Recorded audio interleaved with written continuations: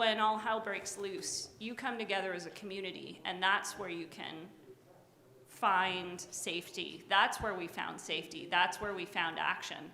It wasn't from our governments, and it wasn't from police. I cooked my first meals on the weekend of February 5th.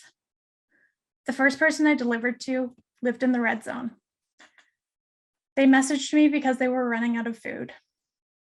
I packed up a few days worth of food and I walked into the red zone to meet them. I literally, for the duration of this occupation, I had my phone on 24 hours a day.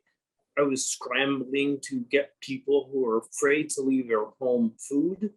Because I got no help from the police or the city, I joined community online groups on social media as a means of trying to find a way to protect ourselves, a grassroots solution to our problems brought on by the convoy occupation. And so we started some online Twitter spaces to give people a place to come and to talk and to chat and to have some sense of community.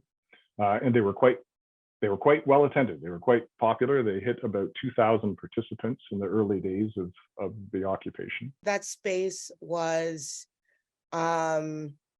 supposed to be an hour. It lasted 2 hours and 45 minutes because we just felt that we needed to hear everybody, and people were people were telling us, oh my God, thank you for this space because we have nowhere else to go. A march of about 4,000 people, I think, through the glebe and areas. I went with a number of my neighbors. All of us felt like it was important to stand up and say something, do something. People were getting groceries for each other. Like I said, I went out to medical appointments, and I was happy to stop at Shoppers or the Independent and grab things for people who might have needed something but did not want to go out unless they had to. And so we supported local initiatives to ensure that care kits got out to community members, including earplugs, food, and activities to distract people. We offered several virtual support groups.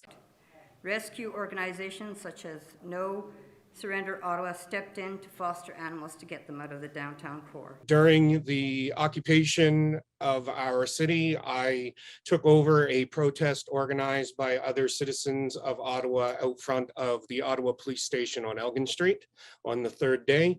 And we held that counter protest for accountability up until the 17th of February. So many more people throughout the day came. People I know from picking up my kid at the local school, from the dog park, some from social movement organizing.